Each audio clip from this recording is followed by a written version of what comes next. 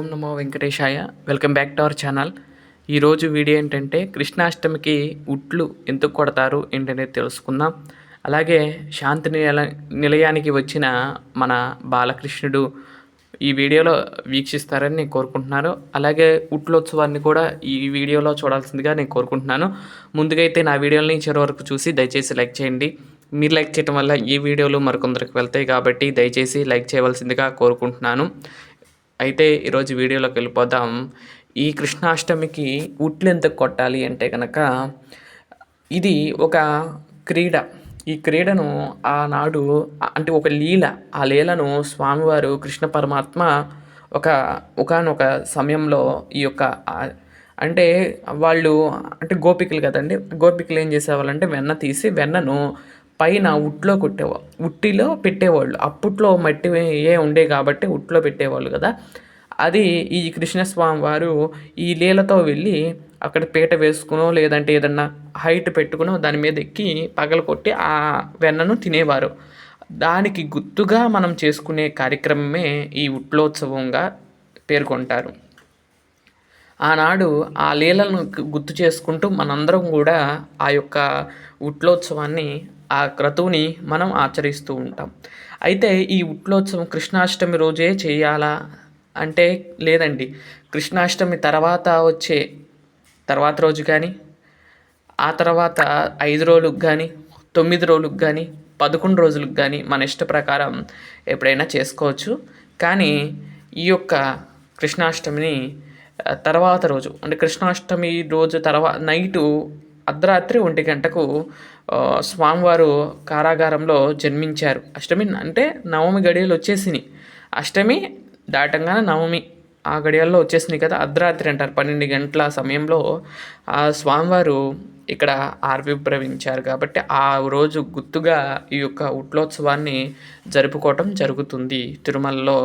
అదేవిధంగా మన శాంతి నిలయంలో కూడా వేంచేసి ఉన్న శ్రీ మలయప్ప స్వామివారిని ఒక వేదిక మీద, అలాగే తిరుచి మీద కృష్ణస్వామివారిని వేంచేపు చేసి ఈ విధంగా వేంచేపు చేయడం జరిగింది. ఆ తర్వాత ఉట్లోత్సవాన్ని నిర్వర్తించడం జరిగిందండి. ఇక్కడ కృష్ణుడిని చూస్తారా? రియల్ కృష్ణుడిని ఇప్పుడే వస్తారు చూడండి. అచ్చం నిజమైన కృష్ణుడిలాగా ఉన్నాడండి. చాలా చాలా చాలా ఆనందం కలిగింది. ఆ బాలుడు మన ఇంట్లో మన శాంతి నిలయంలో నడుస్తూ ఉంటే సాక్షాత్ కృష్ణ పరమాత్మ వచ్చి మన శాంతి నిలయంలో కనువిందు చేశారా అన్నట్లుగా అనిపించారు. మీరు కూడా ఈ వీడియోలో కొంచెం ముందుకు వెళ్తే కనపడుతుంది. తప్పకుండా ఈ వీడియోని చివరి వరకు చూస్తారని భావిస్తున్నాను. ముందైతే స్వామివారి గర్భాలయం ముందు ఉంచి హారతలిచ్చి అక్కడ నుండి ప్రత్యేక వేదిక మీదకు స్వామివారిని వేంచేపు చేసి ఇద్దరిని కూడా ఇక్కడ ఆస్థానం నిర్వర్తించాము. గాన అన్నీ కూడా ఇచ్చి తర్వాత స్వామివారిని ఈ యొక్క ఉట్లోత్సవానికి సిద్ధం చేశాము. ఆ తర్వాత శాంతి మొర ఇవన్నీ కూడా చేసిన తర్వాత మళ్ళీ స్వామివారి గర్భాలయంలోకి ప్రవేశించడంతో ఈ యొక్క ఉట్లోత్సవాన్ని అంగరంగ వైభవంగా దిగ్విజయంగా పూర్తి చేసుకున్నామని చెప్పుకోవచ్చు. ఇక్కడ నుండి వస్తారు చూడండి కృష్ణుడు. చూసారా? అసలు ఆ నడక చూడండి. ఆ కృష్ణుడు అలా ఒక్కసారి వెనక్కి తిరిగి చూడంగానే అచ్చం ఆ కృష్ణ పరమాత్మ లాగే ఉన్నాడండి. అయితే కాకపోతే ఇవి ఆభరణాలు కూడా ఉన్నాయి. కాకపోతే పిల్లలు కదండి, అవి ఏమీ ఉంచుకోలేదు. కిరీటం కూడా ఉంది. లెక్క అయితే కిరీటం కూడా ఉంచుకోలేదు. నామం పెడతానికే చాలా కష్టపడ్డాము. కాకపోతే ఎలాగోలా నామం అయితే ఉంచుకున్నారు. కాకపోతే ఆ పైన ఆభరణాలు ఉన్నాయి, అవన్నీ కూడా వేసుకోలేకపోయాడు. అంటే వాళ్ళకి చిరాకుగా ఉంటుంది కదండి, మనం అనుకోకూడదు. ఉట్టు కూడా నేను ఎత్తుకుని కొట్టించడం జరిగిందండి. అంటే అంత బలం లేదు కదా, పిల్లలు కదండి, అంత బాగా కొట్టలేరు కాబట్టి మనం ఎత్తుకుని అయితే నేనైతే ఉట్టునైతే కొట్టాను. కాకపోతే కాసేపు అట్లా వినోదంగా ఆడించాము. ఈ విధంగా చేయడం జరిగింది. ఊరికే నెమలిక పెట్టి తర్వాత ఒక మందార పువ్వు అట్లయితే కట్టాము. చూడండి కృష్ణుడు ఎలా ఉన్నాడు ఏంటనేది చెప్పండి. మన శాంతి నిలయానికి వచ్చిన చిన్ని కృష్ణుడిని మీరు కూడా చూస్తారని ఈ వీడియో పెట్టడం జరిగిందండి. చూసారా? అట్లా ఉట్టి కొట్టించడం జరిగిందండి. ఉట్లు కొట్టిన తర్వాత ఆ యొక్క అవన్నీ కూడా పడుతూ ఉంటాయి కదా చిల్లర డబ్బులును, అవి చూసి చాలా సంతోషించాడు. అది కావాలండి మనకి. ఆ తర్వాత స్వామివారి పక్కన కూర్చోబెట్టి ఇలా కొన్ని వీడియో అయితే తీసుకున్నాను. నుంచోబెట్టి కూడా వీడియో తీసాను చూడండి. ఇదండి కృష్ణాష్టమి శాంతి నిలయంలో ఈ విధంగా అంగరంగ వైభవంగా పూర్తయినాయి. ఇంకొక వీడియో వస్తుంది కృష్ణాష్టమి గురించి, అది కూడా చూద్దురు త్వరలోనే. చూసారా, కృష్ణుడిని కూడా చూశారు. తర్వాత మళ్ళీ మన బాలకృష్ణుని చూశారు. కాళీయ మర్దన అలంకారంలో ఉన్న ఆ కృష్ణ పరమాత్మను దర్శనం చేసుకోవటం వల్ల అనేక శుభాలు కలుగుతూ ఉంటాయి.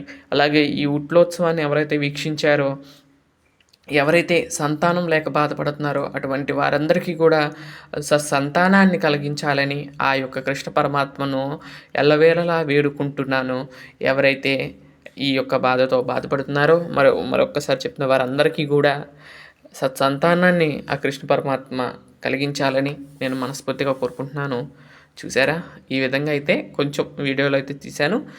అయితే అక్కడక్కడ హారతులు కూడా ఇవ్వటం జరిగిందండి. ఒకదాని తర్వాత ఒకటి హారతులు ఇవన్నీ కూడా ఇచ్చి స్వామివారిని అయితే ఈ విధంగా అయితే అలంకరించడం జరిగిందండి. నిన్న వీడియో కొంచెం లేట్ అయిందండి. నిన్న ఏమైందంటే కనుక అది నేను అప్లోడ్ చేశాను అనుకున్నా కానీ అప్లోడ్ అవ్వలేదు. కాకపోతే అది కొంచెం లేట్గా అవటం వల్ల 8ంటికి అయితే రిలీజ్ అవ్వటం జరిగిందండి వీడియో. అందుకే నేను అంటే 8ంటి దాకా కూడా నేను పైనే ఉండి అవన్నీ క్లీన్ అవన్నీ చేసుకునేసరికి నాకు 8 అయిపోయిందండి. ఈ విధంగా చేయడం జరిగింది. అలాగే షార్ట్ వీడియోల్లో గణపతి తయారు చేస్తున్నాను, మట్టి గణపతిని. అయితే ఎలా తయారు చేస్తున్నాను ఏంటనేది కూడా నేను డే 1 డే 2 అట్లా షార్ట్ వీడియోలు ఇస్తాను. కుదిరితే పెద్దగా లాంగ్ వీడియో కూడా ఇస్తాను. చూసి ఆనందిస్తారని నేను కోరుకుంటున్నాను. మట్టి వినాయకుడిని ఎలా తయారు చేస్తున్నానో చూడండి. అలాగే ఈ మట్టి వినాయకుడిని కూడా నేను అప్పటికప్పుడు అనుకుని చేస్తున్నాను. అది అలా సంకల్పం నేను ఏది అనుకోనండి, మామూలుగా ఐడియా వస్తుంది. ఆ ఐడియా ప్రకారం నేను సర్దుకుపోతూ దానికి తగ్గట్టుగా నేను చేసుకుంటూ ఉంటాను. అలాగే నాకు ఒక ఐడియా వచ్చింది, గణపతిని చేద్దామని మట్టితో. సరే అని చెప్పి ఆచరించాను. అదే దాన్ని పనిలో పెట్టాను.